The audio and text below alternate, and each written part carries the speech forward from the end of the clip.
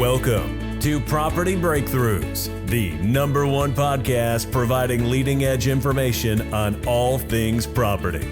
If you're an agent, landlord, investor, or just interested in property and marketing, then this is the show for you. And now, your host, Rob Breyer. Hi, welcome to the first episode of Property Breakthroughs. On this first episode, we've decided to do a podcast and a YouTube video, so you can find us on YouTube and on your favourite podcast subscription. This week, we were lucky enough to be joined by Fergus Wilson, one of the UK's largest landlords. Now, Fergus talks to us candidly about his experiences with the property market. One of the things we promise with Property Breakthroughs is not to edit any content, so it's a complete interview, no tampering at all. If you'd like to meet Fergus, he's actually agreed to join us at our next free event, which is in October, and you can find out more about this at propertybreakthroughs.co.uk. But thanks for joining us, and here's the interview. Hi, I'm Rob Breyer. This is Property Breakthroughs, and today we have the pleasure of Fergus Wilson joining us to answer some questions and tell us all about his life as a landlord. At one point, Fergus was, maybe still is, the largest private landlord with around 900 properties, predominantly in Kent.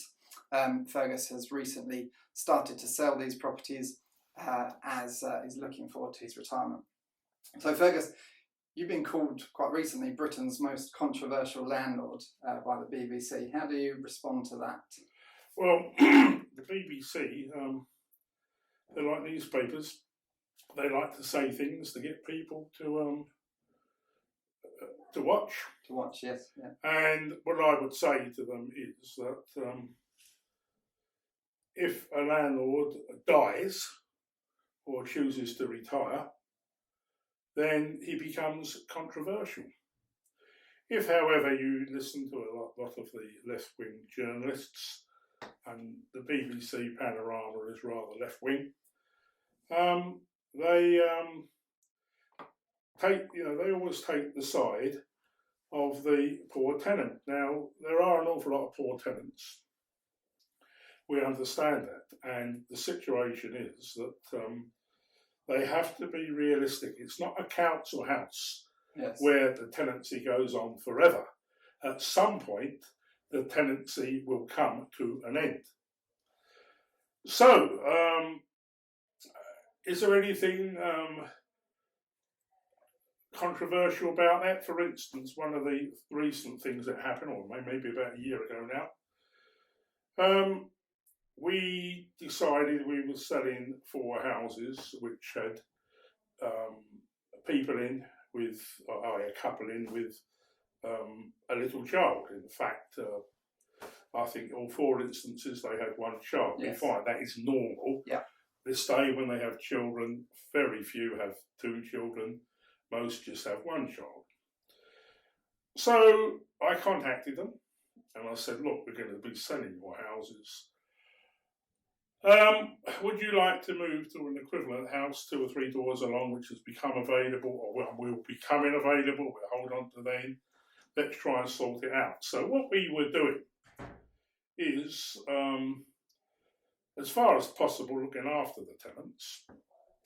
All 4 cases there, we offer them other properties, and then I see an article on a paper, local paper, that all 4 ladies who were quite happy with the situation, all 4 ladies were pregnant. Well, actually, it was totally untrue. Not one of them was pregnant. Yes. But there you were evicting pregnant ladies. But actually, nobody served the Section 21. We didn't even start the eviction process. The eviction, for the benefit of your listeners or viewers who are, yes, perhaps new to let in, an eviction right at the end of the process when a bailiff turns up. It seldom gets to that situation. People use the term eviction to represent giving a Section 21 notice, but we never even got round to a Section 21 notice because it was all done amicably. So it sounds like you were being fair. You're actually saying, look, we need to sell these, here's somewhere else. Well, I thought I was being fair, and as we always do. Now, very recently we've put some given notice to people who've gone. Again, we didn't need to go and get a possession order. It was all done amicably, and that's how it happens in this day and age. Because some people say, "Yeah, well, fair enough." We had one lady who said, "I wanted to move to Walterslade," which is quite close for your readers, your listeners rather. It's in the north of Kent, and I don't tend to be situated there. I'm in the southern part of Kent on the whole, middle to southern. And I hadn't got any properties where she wanted to go. So we left on very, very good terms. She had a nice little boy. I went to see her, bounced the boy on my knee, etc. He was about a toddler. He was about a year old, something like that. Very nice little boy. And everything was happy. So there was nothing controversial about that. Now, when the chappie came out to do the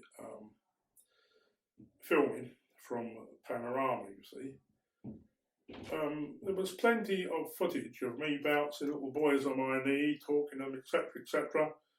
But that all got cut out. Yes. Now the point is, it didn't fit in with what they wanted to say. Mm-hmm.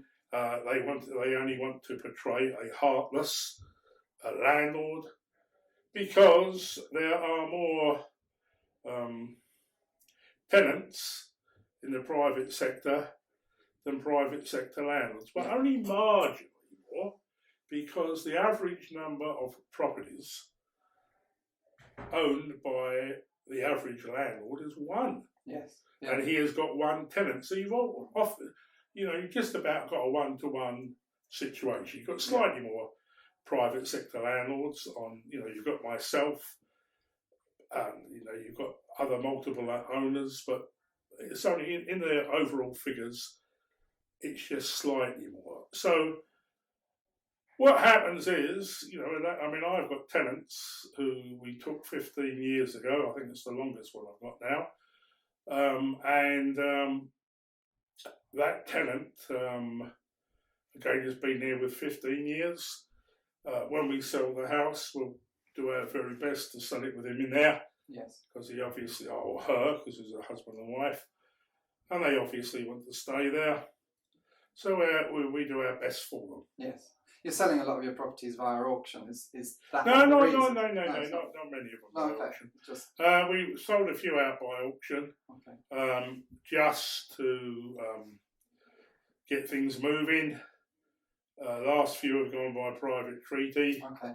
And basically, at the end of the day, we do our best. The thing is that, do you have casualties? Well, the biggest casualty appears to be me, because people keep exaggerating what I actually said. Now, we got to the stage that, very, very simply, that we felt we had to start moving things along. It's all right saying waiting for natural wastage, but you have to understand that most of our tenants are younger than us and are likely, on average, to live longer than we're alive. And you also have to understand, if man's been there for 15 years, you look and think, well, crikey, he's not in his 80s. I just had a tenant of 87 pass away. Okay. But we haven't got many tenants who are older than me.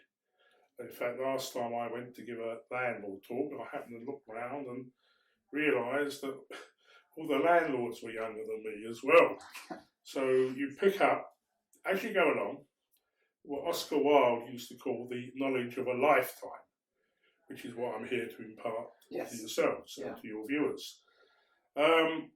So next thing that happens is, you see, I look at something in the Indian Times, which I meant to have done wrong, and I look at something in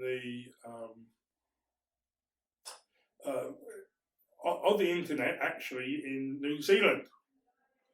And the one in New Zealand is actually saying Fergus Wilson, he put these single mums out who were pregnant women, but he didn't put anybody up. We came to an arrangement. and none of them were pregnant. What you will learn, your viewers will learn, is you can't believe everything you read in newspapers. Yes, that's true. And you cannot believe everything you see on left-wing programs such as Panorama. Yeah. Now, Richard I think Bilton, that's why, sorry to interrupt, I think that's why there's a big increase in people enjoying things on the internet, podcasts like the podcast we're doing. Well, it becoming is huge because people want to hear honest, unedited interviews like this. Well, yours was not going to be edited, but certainly Panorama was edited, and it's a half-an-hour program. We spent God knows how many hours filming it. Clearly, not everything was going to get in. Some things I wanted in didn't get in. There was a backlash quite a bit from landlords, because what I did cover was the tax regime, why there aren't any landlords, why they don't want to be landlords, because of two things. Firstly, the capital gains situation. If you become part of a company, you get entrepreneurial relief at 10% of the setup, you see. But if they're in your own name, you have to pay 28%. People like me, most of your landlords, if they've only got one property, it'll be 18%. Because I doubt if they'll make £1 million gain. Yes. But it's all to do with the total amount of gain, and you've got to pay it. So when you decide to sell, you think, how much am I going to get out of this? I've got to pay 28% to the capital gains man. How much is that going to leave? Is it worthwhile doing, or should I go on letting this property for another couple of years? Yes. You see? Yeah. And you always have to make a financial judgment. Now, one of the things I just mentioned was this article in a paper in India. It's probably on the internet as well there.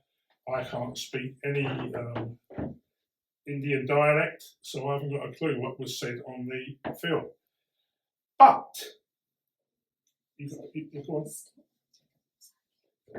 But what happened was that all the support I got afterwards came from a group of Indian people.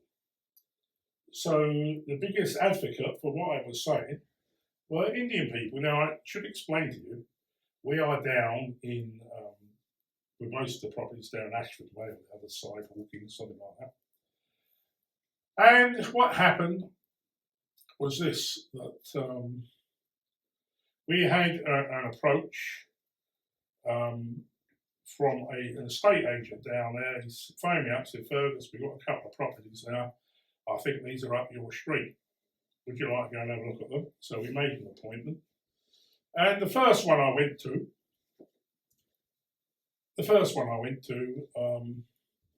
basically, there was somebody been watching these silly programs on television about painting a house all sorts of colours. They made a wonderful, wonderful, wonderful job of it. But I realised immediately that I was going to have to paint this back magnolia and white. Yes. So one thing for your viewers is don't buy multicoloured houses. Stick to the bread and butter, the bacon and egg situation, magnolia and white. Whether it's bubble or squeak, magnolia and white, fish and chips, the terms go together. So if you're renting, that's the colour schemes we use, and just about every other landlord does as well. So what happened was that that particular house, I turned up and I said, well, I'll make an offer to the agent, and it was 20,000 less than they were expecting. And in those days, it was crudely about 150,000 they were looking at, and I offered them 130, in round figures, you see. And they came back and said, no, this is unacceptable. And I said, well, fair enough, I understand that. And we'd spent all our loving time and lots of tender loving care painting this. And I had to say to the agent, because there's no point in talking to the vendors, because you're just going to upset them if you say, well, nobody wants it. So I said to the vendor, look, it's as simple as this. How many people have you shown round? And he said 27, because normally you sell a house into 2 shows. Yeah. So I said, well, that's a bit of a clue then, isn't it? You had to have 27 viewings. I said, so what's the situation there? I said, look, the offer is this. It's 130,000 and it's on the table. You know, it's there indefinitely. They can find something more, or fair enough, or they might want to stay in the house. What happened was, 4 days later, they came back and said, look, you know, we'd like to take the offer, which they did. The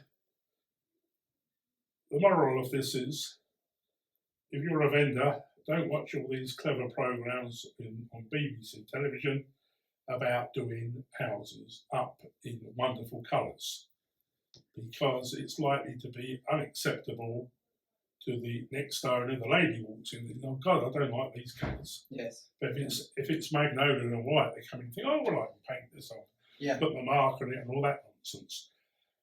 For the landlord, I just had to look at and think, well, how many layers of paint this is going to take, because it was very rich colours, it would take a few layers. How much time, how much are we going to pay them in to do it? What sort of profit am I looking for taking it, for the hassle? And I offered them 20,000 less, which in the end they accepted. So therefore, if they accepted it, I must assume that they were happy with it. Yeah. When it came to the other one, I happened to own a house 3 doors along. I owned number 30, I think this was 27, and made an appointment to go there. So I went there to see it, and it was an Indian doctor, nice chap. Place was immaculately clean. Yes. But it smelled of curry, and I knew what the problem was, because I purchased a house in Larkfield from an Indian couple, and it smelt terribly of curry, and I had a dickens of a job getting rid of the curry smell. In fact, it took me over a year. It got into the plaster. They had some sort of Hessian wallpaper painted on, and it actually got into there. And all you could do was take it all out, leave all the windows open. We had machines. I bought one called a defogging machine. Yes. Which the whole idea is it takes the smell out. It didn't work. But in the end, we got rid of it. So once I think you got into trouble with a letter along those lines, didn't you, to a letting agent? Well, yeah. I mean, basically, I did come to that. So what happened was, I got back to this. This is a selling agent. Yes. Yeah. And he phoned me up, and I made the offer of the 130 for the first one. So he said, well, what about the detached? And I said, I'm sorry, but I'm not going to make an offer. So he said to me, well, why is that? And I said, well, I'm going to be honest. I said, nobody will want to live there because it's of the smell of the curry. I said, I've got a house 3 doors along. It don't smell of curry. Anybody got the choice of the two, they're going to take the one that doesn't smell of curry. Now, let me explain. Down in Ashford, where this took place, there are very, very few people from the south of Asia, by which I mean Indian or Pakistani people. Now, as you go further to the north of Kent, where you've got what's called employment centres, we'll come on to employment centres for investment. As you go towards the north of Kent, then the number of Indian and Pakistani people increases greatly. Like if you go to Dartford, then it's about 10%. If you go into Ashford at the time, they produce all these figures for the whole of Kent, and I think there were 30 families out of 130,000 people. So it was about 0.01% of the population there were ethnically Indian, but when it came to black people, and I make the point black because sometimes I was calling them coloured, thinking I was, making a less of a punch. And they said, no, we're black. We like to be called black, so call us black. In fact, somebody on one of the TV program or radio programs pointed out to me, you might think you're being taking the heat out of it, but actually people like being called black. It's like, sometimes you're playing with words to try and avoid using the word gypsy, when travellers, because we get travellers, etc., out this way. And they say, no, it's quite all right. We are proud of being gypsies. Yes. We are proud of being travellers. You can say it. So anyway, the long and the short of it was that I did make an offer. And but of course, because you're buying a house, you're not offering a service. So there was nothing that could be done, and nothing that wanted to be done, because I had one of the radio programs. I remember it's called Three Counties Radio. Somebody Vernon, nice chap he is. I speak to him periodically because they always seem to want to phone me up.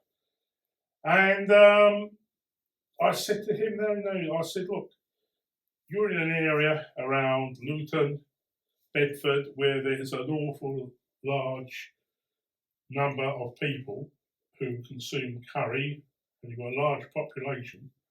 The larger the population, the less it matters, because as a landlord, you're likely to be letting to Indian people.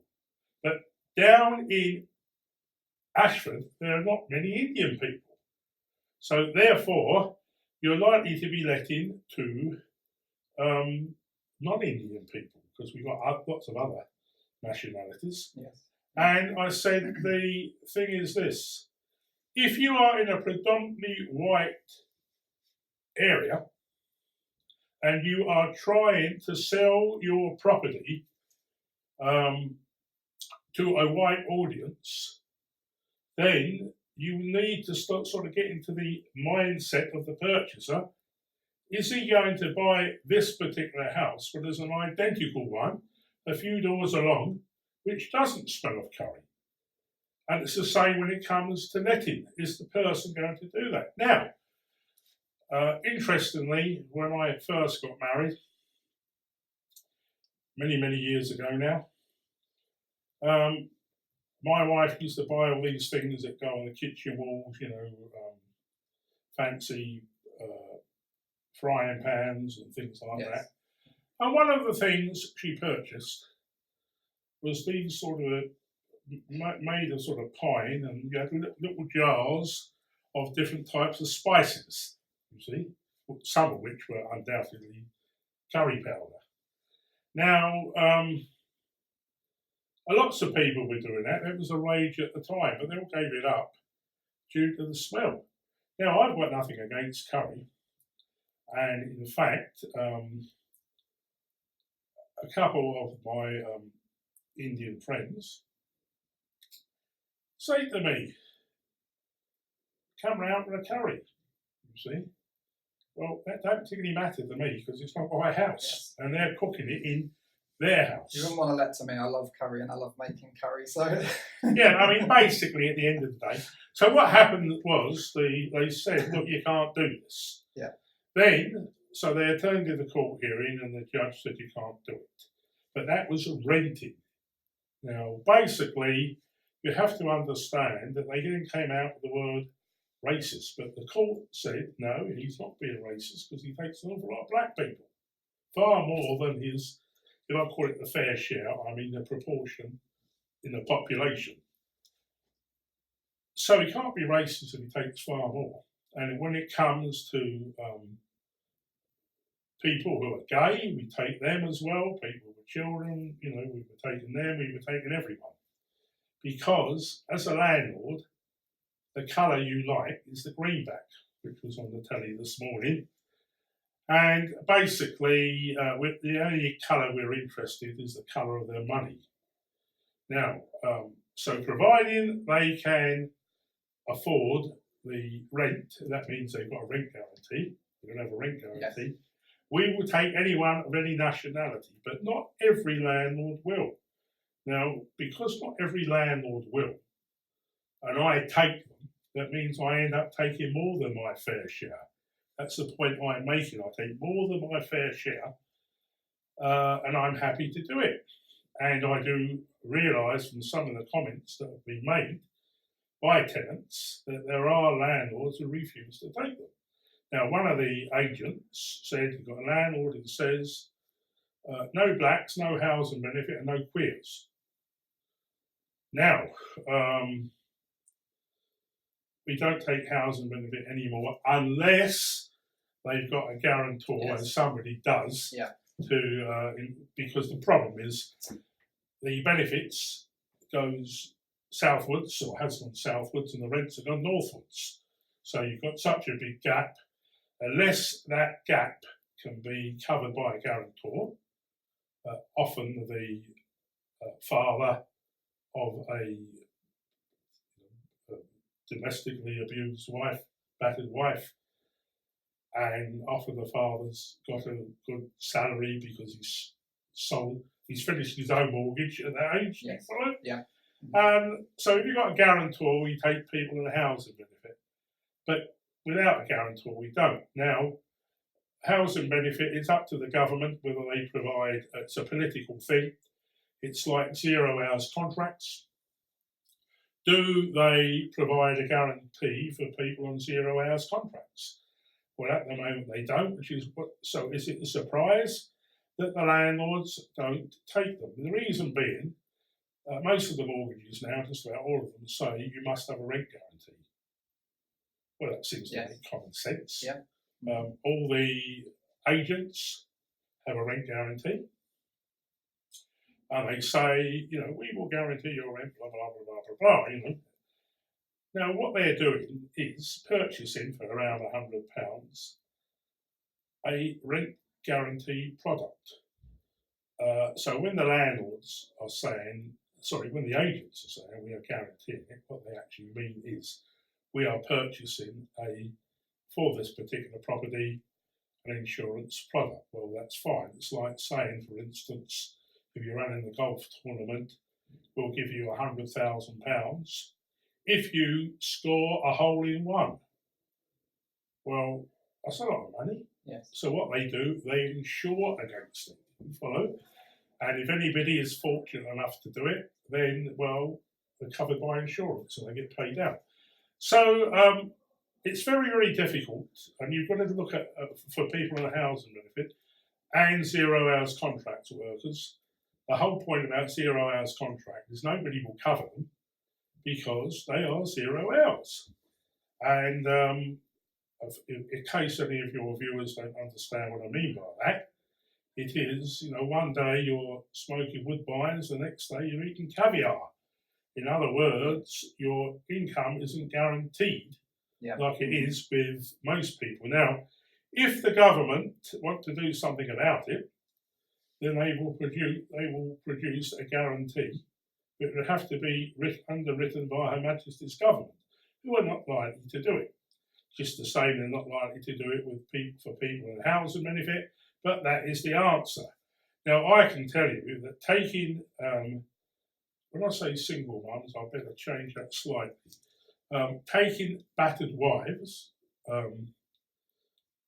has been a very, very good source of income because they are as good as gold. They've got little kiddies. The little kiddies have to go to bed. You don't have wild parties going at 1 o'clock in the morning and all the neighbours complaining, which you often get with 22-year-old man and woman together who have got no children. They often have parties, but those with children we find don't have parties. So we used to like taking them, but it became more and more difficult because of the financial situation.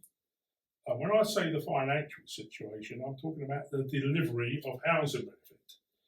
Now, you can dress it up because in certain areas it's called universal credit and so forth. But basically, at the end of the day, we used to take tenants. And at the end of 6 months, we hadn't had a penny. Yes. Yeah. And tenancy came to an end. And often we used to end the tenancy. And another 2 months later, every penny came through from the council. So you didn't end up with a big loss. But what you ended up with was having to fund it yourself. So most of the lenders say you must have a rent guarantee, which really, if you are getting a rent guarantee and you're on a housing benefit, the actuaries will take the view that this is a claim waiting to happen because the person can't afford the rent. That's why they're on a housing benefit. Yeah. Too high risk. So we can go on, but you must have a social conscience and take into account and appreciate the overall picture. For most landlords with one property, that property will be let for an average of 4.5, say 5 years. Now, once that landlord has let his one property, providing the tenant pays the rent and looks after it, and which on the whole they do, 98% of tenants are never ever a problem. And providing the rent's coming in, then what's likely to happen is that landlord's likely to go to sleep for the next 5 years. Yes. And so the government is talking all the time. This chap who's just gone, Brockenshaw, whatever his name was, about 3-year tenancies. Well, actually, they cribbed that from the Labour suggestion. David Miliband. I think they do it onto that point. Often the government don't understand. Actually, the landlords want to let to tenants. They want tenancies. Tenants want flexibility. They don't want to be tied. Yeah, what on earth they want a 3-year tenancy for when the average landlord lets for 5 years? It's beyond me. And when one of my tenants after 5 years wants to go, we're grabbing hold of them and saying, "Why are you leaving? Why are you leaving? I don't want you to go." And they're very polite about it. I don't quite put it like that, of course. They're very, very polite about it. And they say, "Well, look, we've been saving our money up, and we're now going to buy a house."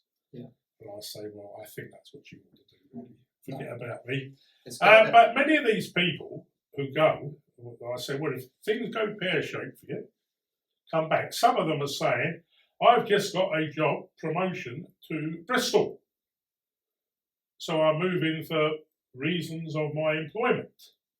And I always, if they've been good tenants, we don't want to throw money away. We always say, "Well, I will always be happy to have you back." We sometimes will write them a letter and say, "If you want to come, if you return to the area, come to us. We'll look after you. And you've been a good tenant and you've always paid your rent, and that's the important thing." Now, so basically, there are also mortgage companies who say in their terms and conditions, "Thou must not let to people on housing benefit." Yeah, and a lot of them are having to change that with new with the legislation, so they change it now to saying you've got to have a rent guarantee. No, and it comes to the same thing. Now, I can understand their predicament because trying to get the property back if nobody pays is ridiculous. Now, without going through their problems, I mean, they might have to recover it if the landlord, age 45, has a heart attack and dies. They may have to take it over and try and sort it all out. They've got a tenant in the house and then immediately stops paying. Then they've got a problem. So they are protecting their capital investment, if you like, in the property. And I can understand that they will want to do it. The real answer to all these things is for Her Majesty's government to build lots of houses, and rather quickly, and we'll come on to that, or provide cast iron guarantees. Well, even if they did that, the problem is that you can never get hold of anybody because they've all got cutbacks and staff. a lot of the landlords say, there's nothing wrong with housing, we can't get hold of anybody. No. And so that's part of the delivery of housing benefit. And then if you say, look, if you don't pay, well, I've said this various times, I'm going to have to put the tenant out. Well, Mr. Wilson, we've got to take everybody in order. That's only fair, Yeah. Our staff have been cut from 12 to 6, and consequently we'll get round to it when we can. If you try telling that to the mortgage company, you'll be paid when they get round to paying you. So what can happen is the landlord ends up having to fund it. That's all right for me, but many of your customers will not be able to fund it for 6 months. They need the income. Yes. Yeah. There and then. So, in theory, the government could sort it out, but we all know what it's like in practice. They won't. And in the end, landlords end up thinking of themselves. But I get the view, because I see quite a few stop me in the street, speak to me. And the view I get is that they've let their house 18 months ago and they've just gone to sleep because nothing's happening which involves them. People do not want to be landlords at the moment. Her Majesty's government, I hope you're listening and watching this, Boris, but Her Majesty's government has got to give us some thought. Yes. Actually, that was one of my questions for you. If, with Boris becoming Prime Minister, if you had an audience with him today with everything that's going on, what would you be saying to Boris? Well, I would be saying to Boris, this is somebody who knows. Boris is a very bright boy. He's made a fantastic start to being a Prime Minister. I am terribly concerned that we've just wasted 3 years. Yes. Because he could have been there 3 years ago. I remember Theresa May coming out talking about the jams on the first day she was Prime Minister. They're just about managing everything she was going to do for them, and she did absolutely nothing. The reason being, of course, she's been spending so much time on Brexit, they've forgotten about the fact people need a roof over their heads. At the time of the last general election, people were concerned about 3 things: immigration, employment, and housing. They're not interested in immigration anymore. They're not interested in employment anymore because we've got the lowest unemployment for since 1953. You work out how long that is. And so the point is now you can't find anybody to employ. That's a problem everyone's got. So the situation is that there's only housing left. And the situation has got worse and worse and worse.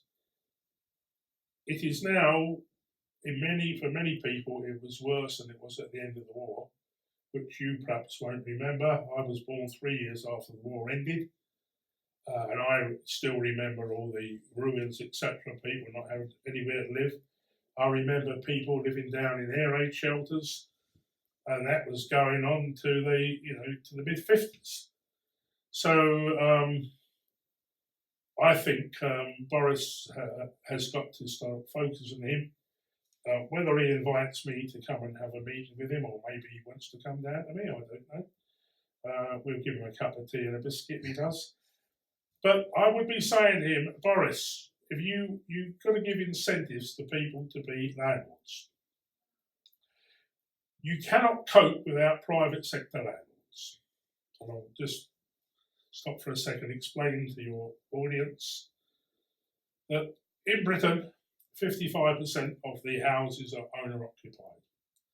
The other 45% are rented. That splits now into 22%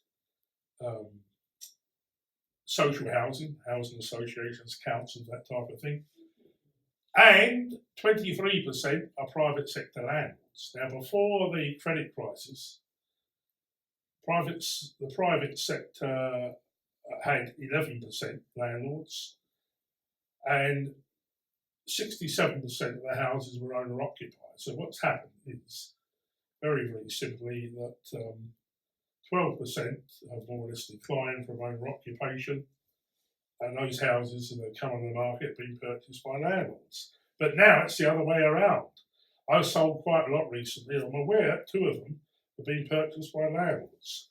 I'm also aware of other things, and that is that the people have been buying have been first-time buyers. Yes. And they've been buying the smaller houses, the 2-bed houses. Well, isn't that what the government wants? Yeah. Then they want all these first-time buyers to buy their houses. But you have to understand, Boris, that the thing is this, that if you've got people moving into these houses of owner-occupiers, they're no longer available for renting. Now, the real problem, and Boris will have worked this out because he's a clever chap, is that we're now short of 4 million houses. Go back to when Gordon Brown was Premier, we were short of 3 million houses. So we're going backwards. Yes. Now, why is that? It's because of the number. Is it because of immigration? Yes, and be very, very clear. We need these immigrants to do the work. So there's no good getting upset about it. We need them. But they're entitled to somewhere to live. Because of the shortage of labour, the prices go up, i.e. the wages go up. As the wages go up, the next thing that happens is that they've got more money to spend, and you end up with an auction situation. All the time there's a shortage of houses. He who can pay the most money, he is the person who is going to get the house. Yes. Now, that means that poor people in the housing benefit are going to be without housing. Now, at the moment, lots of people, you see lots of brand new houses going up, being erected. I tended to specialise in those from the year 2000 onwards. Yes. And should those houses just be for people who are working, or should they be available to people on the housing benefit? In other words, should those on the housing benefit have a lower standard? Well, I don't think they should. No. But at the end of the day, somebody's going to have to fund it. Mm-hmm. And it's not the private sector landlord. It's not for the average landlord, where Boris needs them. Overwhelmingly, 1% of the population, 1% of the population is able to buy houses on the whole, out of their own pocket, the resources. But we are told 38% of people or houses are sold without mortgages. Yeah, yeah. So that being the case, there's an awful lot of people With an awful lot of money. Mm. I think most of that is foreign money. Mm. But anyway, the situation is, Boris, what you need to do, 2 things. Firstly, don't have a blonde moment. That's the first thing. The second thing splits into 2.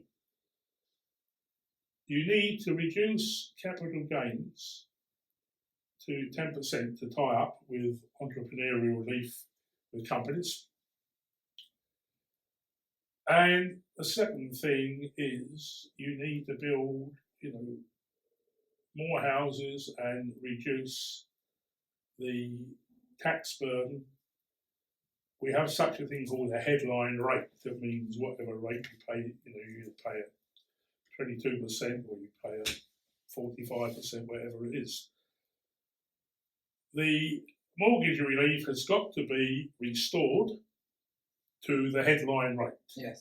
Yeah. If you're looking to rich people to buy them, by rich I mean people who earn a reasonable amount of income, then you need those people. So on the whole, they're the ones that's going to be buying these buy-to-let properties. Yeah.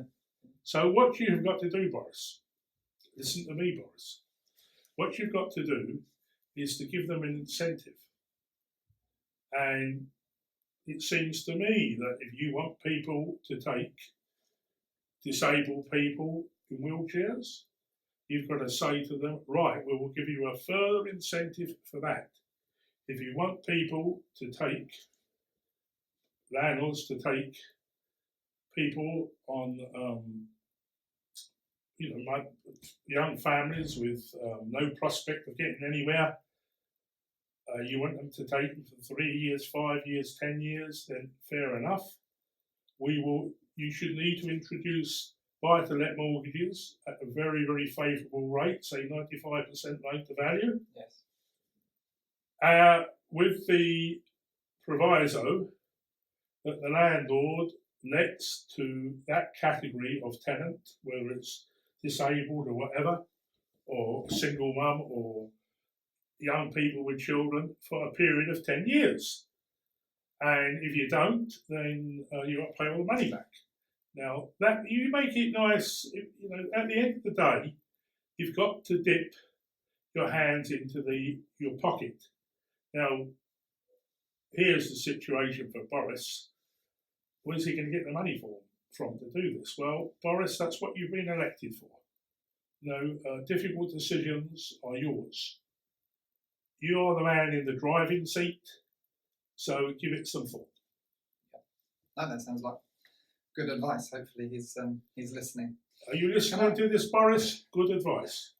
Can I take you back on one question I really wanted to ask you, and I'm sure all would-be investors would like to know. If we took you back to the beginning, what made you get into property? What was your first purchase and how did you do it? Well, first buy-to-let property. What happened was that we had a situation with probably about 2000. No, it wouldn't have been 90. It's been about 1985. There's a lot of luck in everything. There's a lot of. You have to be able to identify the opportunity. Mm-hmm. And I've often identified opportunities, and they've all made money, but they haven't actually made the sort of money I think they ought to have made. So, without going through anecdotal stories about them, the long and the short of it was we wanted to buy a house, detached house, a bit further along the road with an acre of land, etc. So what happened was that I managed to buy this house and still retain the one which we had been living in, and we decided to rent it out. Now, the first tenants were army officers in the local barracks, and it was a man and a wife army officer, which we've repeated that and had that situation numerous times. And if you let it to the army, who would either underwrite, you let it direct and they would guarantee, or sometimes you let it to the army, and if the man gets posted somewhere else, they put another officer in. And what would happen is that they ended up being a very good category, because the army are, it's a bit like Navy and being Bristol fashion. Everything is spot on, absolutely spot on, and they check everything out. And when you get the houses back in an immaculate situation.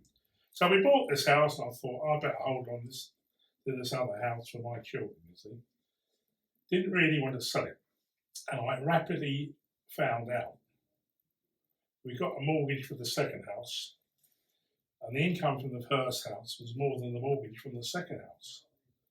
And I thought to myself, this is a good idea. I must do this again, which I did. Yeah. And it just snowballed from there. Yeah.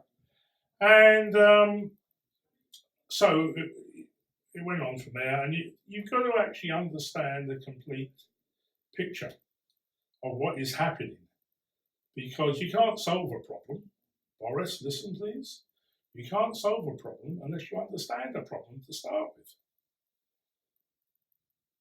So I started attending auctions, watching everything. Often the only thing I would buy would be a cup of tea.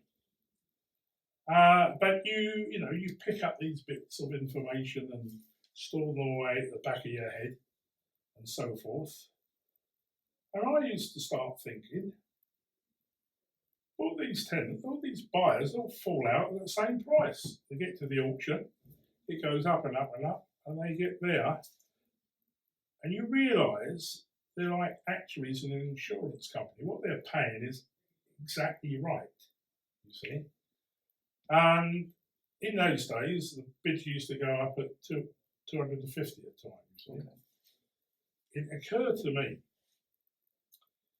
that if I were to bid £250 more, I'm going to end up with a house. And so what happened was I did exactly that. And then talking to a couple of these people, and we used to have an awful lot of people come down to Kent who lived in Finchley. They were Jewish people, etc. Very nice people. And I always sort of said to them how much it's worth, and they said, well, it's worth £250 less than you pay for it. But I said, well, I've got the house. Oh, yes, they said, that's right. There's another house for us at another auction, which would be £250 less. So I acquired about 10 like this, you see. One I acquired, a place called Paddockwood, we bought it for $35,000. And it was being sold recently for around $300,000 up, so near enough 9-10 times more. Yeah. Which we've got to pay our capital gains on. I do understand, Mr. Taxman, or capital gains man. But nevertheless, what will happen is that you acquire knowledge, you acquire a way of working, you see. And even now, you can buy houses with tenants in. And those tenancies I was buying were called regulated tenancies. The ones we have at the moment are what's called deregulated. Mm-hmm. They were regulated tenants, sometimes referred to as statutory tenants. But the long and the short of it is that they had to pay the same amount of rent as a normal market rent for an AST. And basically, with this AST, there was no difference in income other than that you didn't have voids because the tenants stayed to the end of their lives. Yeah. Yeah. From that point of view, it was great. You never had to paint the place or anything like that in between tenants because there was no in between tenants. So actually, it was great. But gradually, they started passing away. And I think Rent Act tenants, it really finished about 2000. No, it finished 1989 because I had the first AST in the entire country. Okay. And that was on the 15th of January 1989, and nobody knew what to do. And I hadn't got a clue, so I got firm solicitors to do it. They hadn't got a clue either. But in the end, we got there. And everyone was nice and happy. We rented it out to the army then, which was fine. And so you must always have some sort of policy way of thinking. Yes. You see? Can't find your niche. Yeah, well, I mean, where do you want to buy? Now, I've got tenants down here, people down here, I know, who bought properties in the north of England. You think, well, what on earth for? It's a long way to go. Plenty of properties down here. Yeah. You get the return, the same sort of percentage you return for your investment wherever it is. Now, I went up to Knightsbridge. I can't quite remember. I may have gone to an auction up there or something. And I went into Harrods. And I'm walking around and decided to have a cup of tea, and I saw the price of a cup of tea there. So I thought, hold on a second here. This is the days of Mr. Al-Fayed. I'm not paying that for a cup of tea. Let's go to the Wimpy across the road there and then come back again. So I did that. And it was £4.50 in Harrods, or it was 50p from Whitby. And then I thought, this is an expensive place. And when I went back there, realised the cup of tea was £4.50 to keep out the riffraff like me. And they succeeded in doing that, but only for a short time, as I went back again. And then when I started going to the upper floors and looking at the prices of everything, I suddenly realised that once you get past £50, then all the prices were the same as everywhere else. There's a shop down here. And then they had Harrods Estates and things like that, and they'd have rents, etc. in there. You'd see one of them, which was the price of the house up in Knightsbridge or thereabouts, and the rent was 5% per annum. So you could easily work it out. And then I went down to Ramsgate and found that the houses down there, and Ramsgate's about 75 miles away from Knightsbridge, I suppose. And when I got down to Ramsgate, I saw the prices in the windows, and I saw the prices for renting, and I realised they were 5%, because it was a sort of industry standard that you got a return of 5% on the houses. And it soon occurred to me that it's the same percentage return all over the country. So why on earth have properties up in the north of England? You're quite, I'm seeing, I think, quite hands-on. Certainly you were. We were. Allowed to go out there and actually, if there's a problem, you might go out there yourself and deal with it. So you want to. Well, that was probably before the year 2000. Mm-hmm. We were far more hands-on then. Now, I built, 3 houses. I built lots of extensions. Really, you need to know what to do. And, of course, having had Mrs. Wilson to assist me and guide me in everything I do wrong, we would be going out past the construction site and she'd be saying, "Oh, look at that, that's wrong. Look at that, that's wrong. Look at that soldier course there. They haven't quite done that right." And I suddenly realised she was picking up all the building terms that I had perhaps learnt as a young lad working on building sites when I was a student, you see. And so when it came to a dripping tap, well, Mrs. Wilson can change a dripping tap, or she could do. She's not perhaps strong enough with her wrist any longer, and she hasn't done it for 20 odd years. I mean, we've got people to do it for us, obviously. Yes, yeah. But we're not going to get down into dripping taps, I hope. But basically, at the end of the day, most of these things are taken care of by the tenants themselves. Yeah. They don't have to, but they choose to. Will. Yeah, for the sake. I know when I was a tenant, I know what surprises me. When I was a tenant, if something went wrong, I'd try and deal with it myself. Yeah. I just want to okay, keep your voice up so the yes, they can hear. Viewers can hear you, particularly Boris. He's watching this, I am sure. So the thing is that basically at the end of the day, you must have some strategies. My strategy was I wanted all my properties at arm's length. So if anything had happened, I could be there in 40 minutes. If the house burned down, we haven't ever had one burned down, but if it did burn down, I could be there in 40 minutes. Mm-hmm. Now, there's other things you have to take into account, and I'm going to talk, mostly we're going to be talking about finance rather than nitty-gritty things of micromanagement.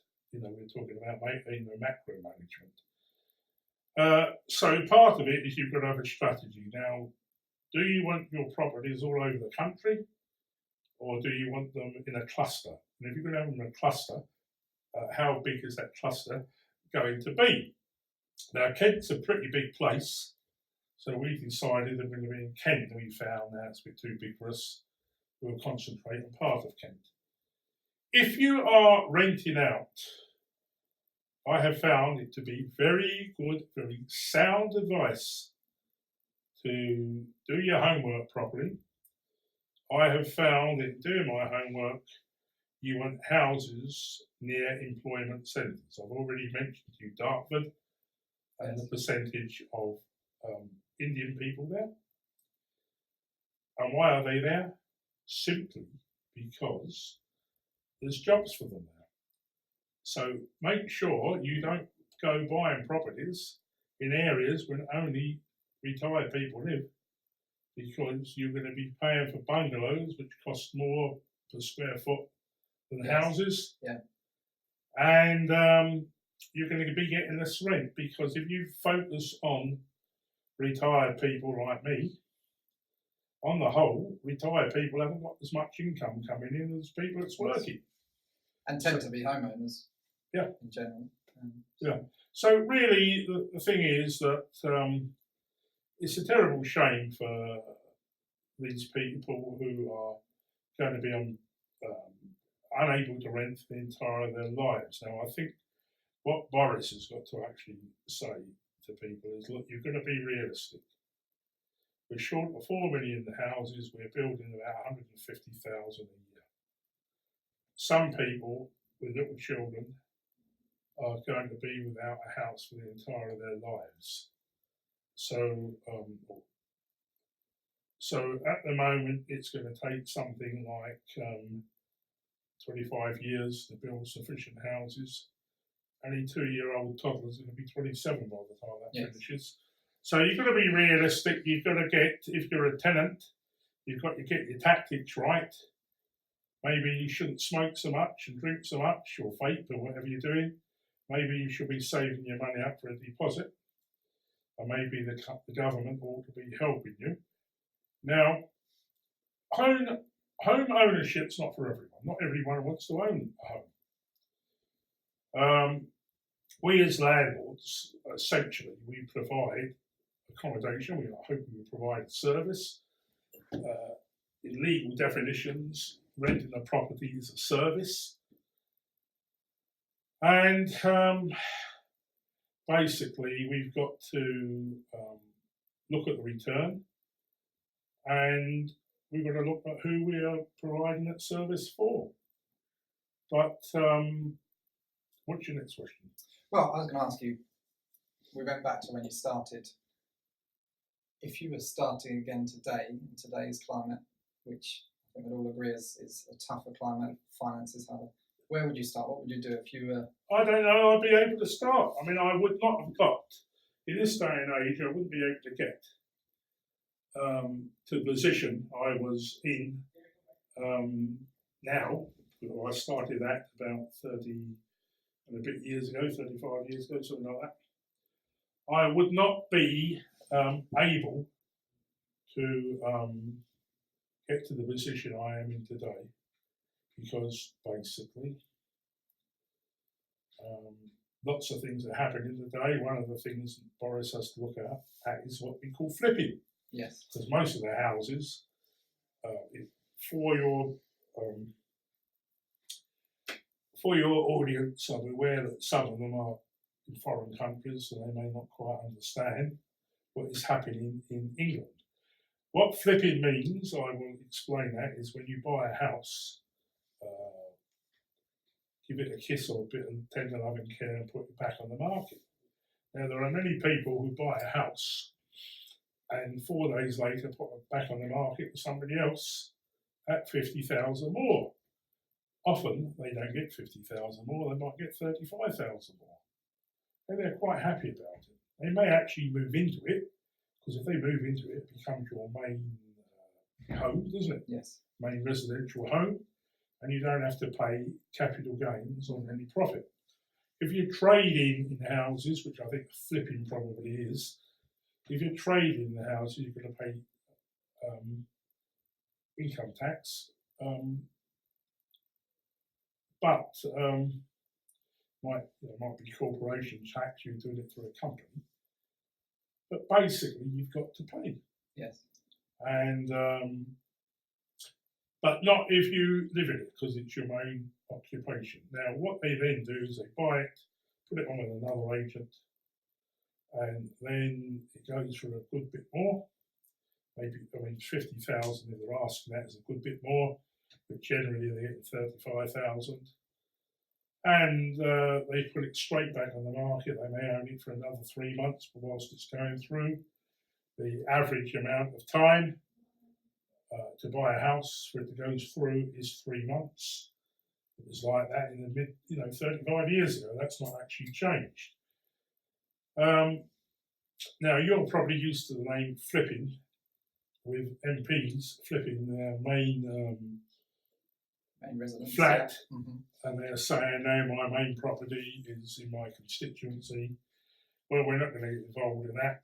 Daily Telegraph sorted that out adequately some years ago, and full marks to them. But anyway, that is why houses are out of circulation. Yes. Now, I have said to Boris, to you, for Boris, if you want people to keep them for 10 years, and really, if you want to make money out of property, you've got to keep them for a minimum of 10 years. Okay.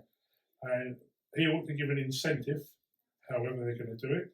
But Boris, the basic business lesson for you is the greater the incentive, the more likely people are to do it. Yes. Yeah. And what we have to understand that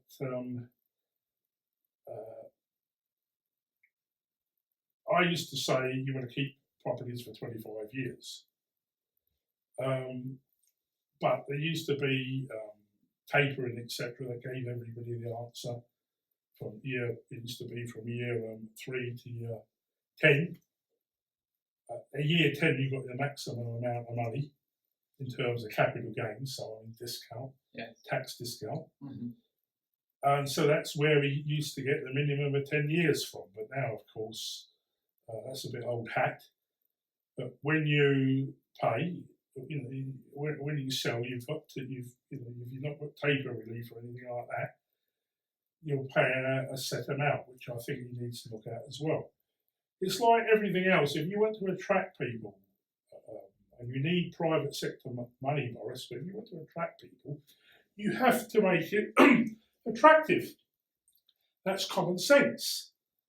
And, it's a bit like going to Morrison's supermarket. You get, 3 loaves of bread for the price of 2 and all that. There's various incentives. You get 20% off. They may have put 20% on to start with, but you get 20% off. Now, so basically, I've always been concerned about battered wives. I must be very, very clear. And I do think that Boris is going to do something for battered wives. And the most sensible thing is to make sure they remove the male from the marital home and not the female. See, what tends to happen, you've got all these problems which the councils can't solve because they haven't got any houses. They can't find enough temporary accommodation or to put them in. And what happens is they've got a duty of care to the mother and the little baby or whatever, who are called vulnerable. Now, if they stay in the marital home and the husband comes out, then there is no duty of care towards a single male, unless he happens to be a person with a mental health issue or something like that. Do you follow? Yes. But generally, there is no requirement to do anything. Mm-hmm. I mean, he's obviously got problems finding places to live, but that's for him. The answer is don't beat your wife up, isn't it? But really, I think the government's got a lot to look at. Boris, single mums. Also, you've got to look at battered wives, disabled people. You sort it out, boy. Don't have a blonde moment. Right, next question. Right. Thank you very much. Well, you've been in business with your wife really since you started the property portfolio. Is that? Would you say that's correct? You work very hand in hand. Well, yes, I was in business with her before, I suppose, when we were both teachers. We all keep starting things, but Yes. they all made money, but never as much as this. Sometimes you think, well, this is really worth it. Now I'll knock it on the head. Yeah. So nothing actually ceased to make money. Yeah. But I ask you because I'm in business with my wife. It's a great relationship. It's a good way to do things. Well, but at for the me, moment, she's the boss. Yeah, at the Who's the moment, boss in your... it's a question of who wears the trousers. Yeah. Mrs. Wilson wears the trousers, She does. not me. She makes all the financial decisions. I tend to run the maintenance side of things because I have this weird idea that I know something about it. And what you have to understand is that you can't, sometimes you just, in this day and age, you cannot find people. Now, there was one situation, I mentioned the panorama, showed a couple of people on there, a couple of ex-tenants, which was just totally untrue. Now, this couple, they said they had no hot water, but it later came out that they turned the boiler off because it was noisy, but it was producing hot water. So what they had, it was a boiler that produced hot water but made a noise. It was a fan, it did a new fan, 10-minute job, big hassle about it, people lost their homes, etc., etc. So what happened there was she should have put her backup on, that's the immersion heater in plain English. But I always found her to be a very communicative lady, but she didn't actually tell me she'd turn the boiler off. Otherwise, I would have said, well, whilst you're waiting, put the immersion heater on. Probably if you turn the boiler off and you've got a conventional system with a cylinder and an airing cupboard, that cylinder is a water store, and it can often take 2 days to use the hot water up. Mm-hmm. So you don't necessarily put 2 and 2 together and associate turning the boiler off with a lack of hot water. Anyway, cut a long story short, she had hot water all along. Next tenant moves in there, decided, so it becomes summertime at that point, decides to heat her water by electricity and decides to cook her meals, etc., by microwave, and she had a sort of electric hob, that type of thing. Mm-hmm. Now, not so much now, but we have had tenants who decide they do not wish to use gas in the summer. That might seem a wee bit odd to you, but some make that particular decision. And so what happens is the man goes out there from the council without my good self, who seems to think he knows all about these things. And it gets to the situation that the lady contacts me and said, can you give me notice to quit? Now, that's a wee bit odd, because we don't normally get people asking us to give a notice to quit. Yeah. We occasionally get them going, but they don't say, telling us that they're going. And occasionally they might, I've had one very, very recently where a lady in Whitstable been with us for 5 years, and she's by having a house built. So she'd given us this notice to us and had to come back via the agent and said, look, the house isn't going to be ready at the time I was told. Well, what a surprise. We're all used to dealing with off-plan developments. But she obviously believed it. Can I stay a further period? And my answer to the agent was, well, she gave us notice. We didn't give her notice. If she wishes to withdraw her notice, that's absolutely fine. And we're reasonable people. Normally, a developer gives you 14 days notice of completion. So if she then tells us 14 days beforehand that she's going, that's fair enough. So if she gets 14 days notice, tell us the same day, and that's absolutely fine. Yes. Anyway, what happened with this girl is the next one, lady, English lady, but she had an Italian surname, I remember.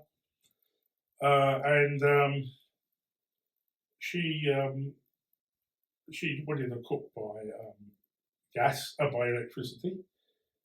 Now, heating water by electricity is far more expensive than heating it by gas. But that was her decision, nothing to do with me. And if they want to use the immersion heater all the time, well, that's up to them. Yes. So anyway, this lady had hot water all along, but the story gets distorted about all these things you've done, and Mr. Bilton, as I had to point out on the program, he said to me, you've had this notice, or you've been put out for no hot water or central heating. And I had to correct him. I said, no, it's nothing to do with central heating. She had heating, temporary heating. What she did have was hot water. That's what the notice was about. Yes. She didn't have hot water. It then turned out she did have hot water. The council made a wee bit of a Horlicks. You know the word Horlicks, Boris? A wee bit of a Horlicks about the prosecution, and they had to withdraw it in the end. But basically, it was going nowhere because the woman had hot water all along.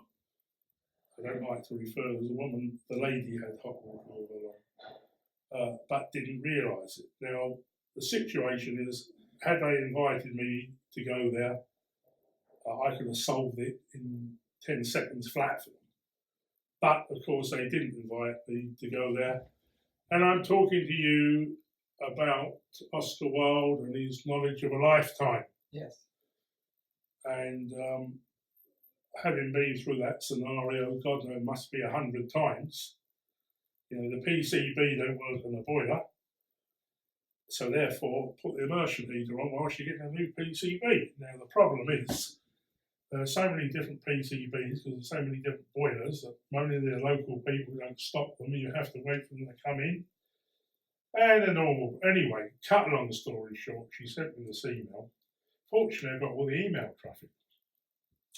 She sent me this email, and the email came back from her saying, can you give me notice to quit? And I went back to her and said, well, why do you want notice to quit? Section 21. Yeah. Mm-hmm.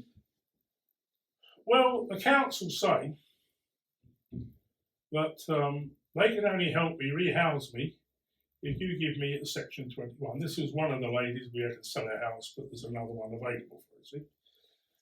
So I said to her, well, you can go. When I say, I wrote to her via email. And there's something for all your landlords. Do everything by email because there's a paper trail. Yes. Don't talk to people by telephones because it's all I said this, I said that. There's no doubt if it's in black and white on your email.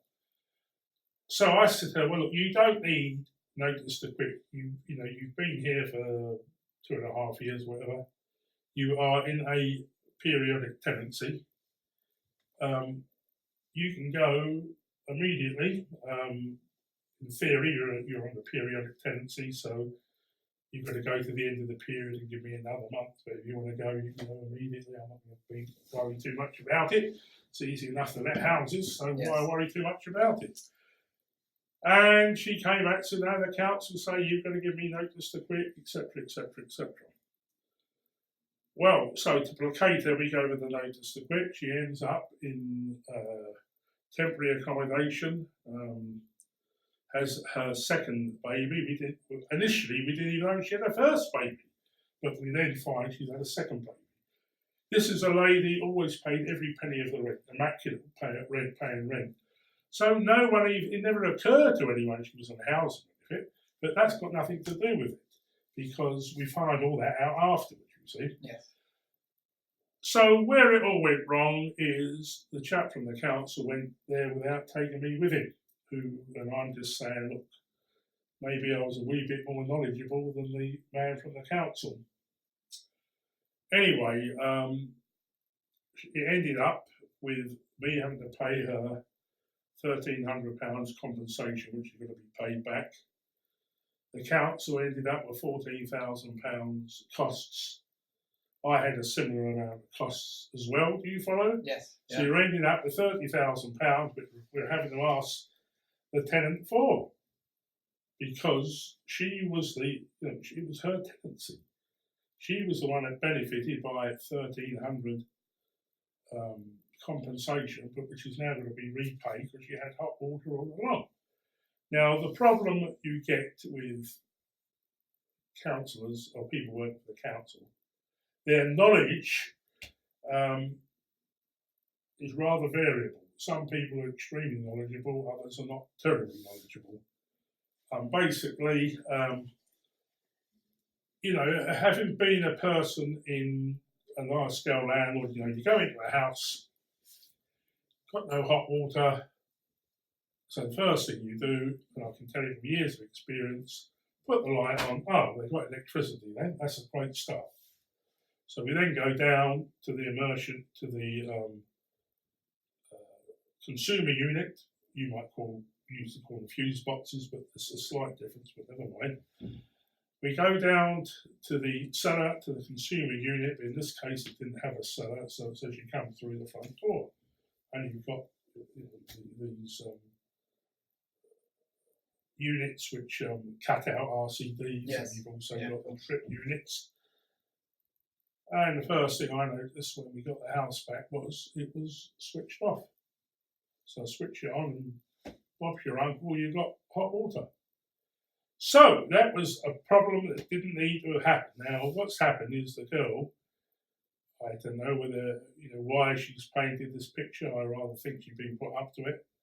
She's now got me after £30,000 from her because that's what I've had to pay up because of a simple error. And what it really comes down to is the person from the council didn't know how to turn the immersion heater on. The tenant didn't know either, but she'd moved in 2.5 years before, had been shown everything at the time, but tenants forget. Yes. So that was that. So that's what that was all about, and I am now having to pursue her for the money back. I don't think she should pay it. I think the council should pay it, but I'm having to pursue her. Yes. Okay. Final question for you, because we've taken up a lot of your time today, and we're very grateful for that. Yeah, surely. Obviously, you're selling up your properties, you're releasing lots of cash, you're talking about retirement, but there must be something. You don't seem like the sort of man who's going to stop. What's next for you? Have you got any other adventures planned? Any other? Well, people keep on asking me things like that. I keep saying to people, I'm no longer interested in business opportunities. And I'll tell you for why. Because you're having to employ people and you can't find anybody to employ. Now, when you come to investment centres, where I'm saying you ought to be buying houses, obviously there's people working there, but even they are running out of people. We live in Kent, in a rural area, and nothing happens where I live. If a blackbird flies by, we have a big party. I mean, it's just like living 60 years ago. A lot of people like that sort of idyllic agricultural area. I particularly do, that's why I live there. But most people have to go to work for a living. Given that we've got such low unemployment now, it tends to suggest everybody goes to work for a living. And we're desperately short of people. Around our area, there's a lot of farmers who have sort of given up growing corn and keeping cattle. And it's more or less now soft root under polythene, under big tunnels, you see.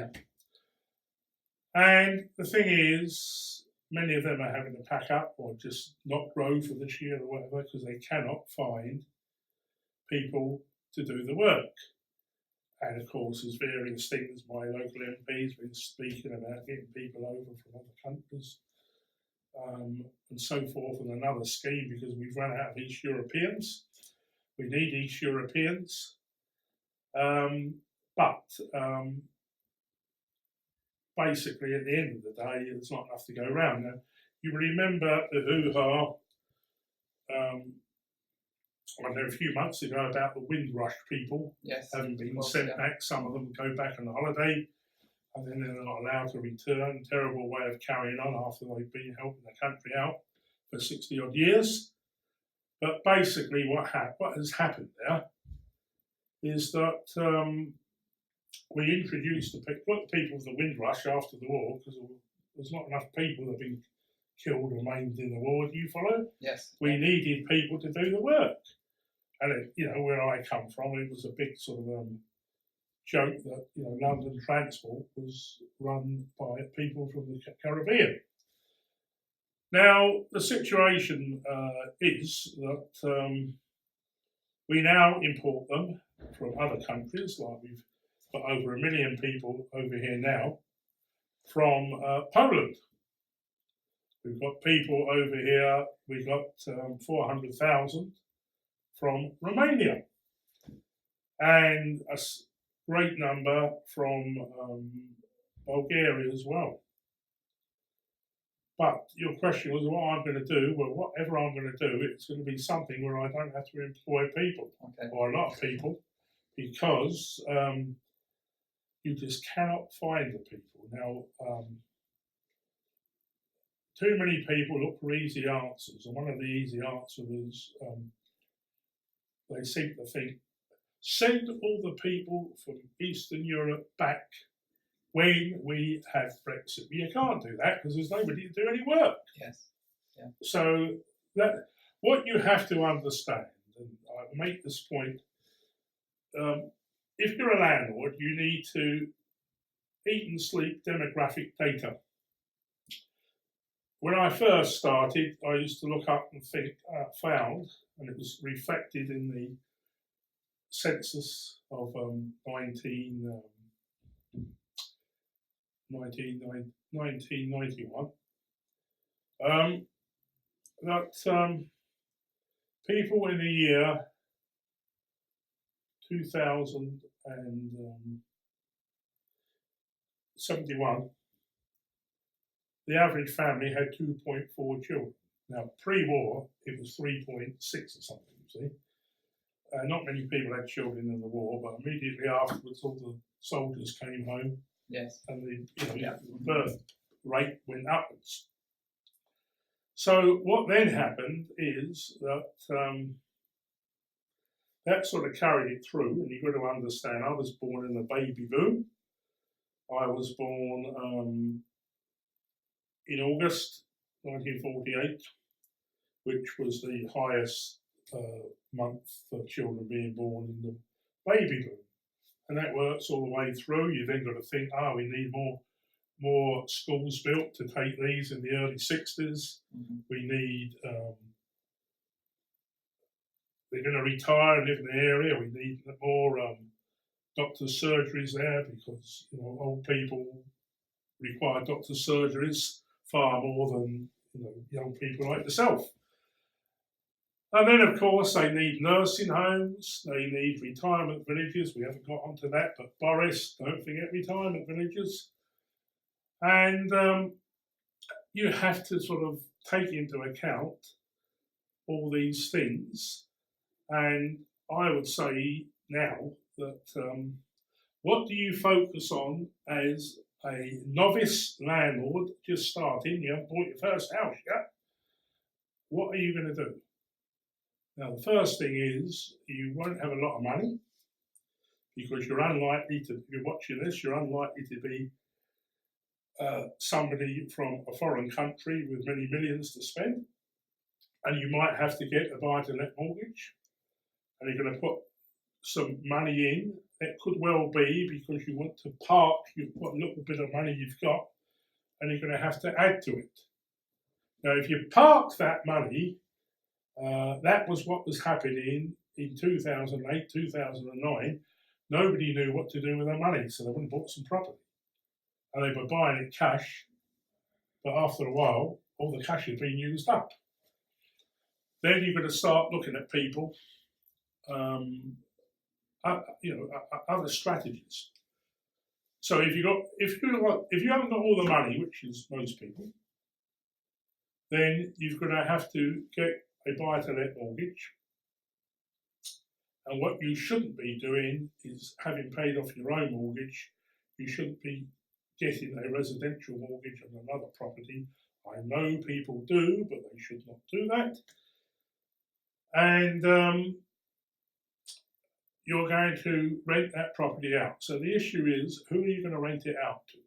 At the moment, your strategy is safety first. Rent it to people that's working, because old people can't afford to pay rent increases. Yes. So rent it to people that's working. And you've got this problem, the difference between need, what we see as need, and what we see as the best opportunity. Now, there are many, many needy people, and the only answer is to build more houses quickly, but it's not going to be done quickly. But what am I going to do about it? Well, I don't know. Am I going to be Boris's property czar? I don't think so. Not going into politics then. Oh, I've had plenty of opportunities to go in politics when I'm 71 in a couple of weeks' time, when everybody's pulling out of politics. I've been asked to be a Labour MP, but I've asked to be a Conservative county councillor. And I've asked to be an independent councillor locally. But the answer is, I don't belong to any political party, and I don't vote. I'm one of the great unwashed. What effect am I going to have as an individual? Well, none.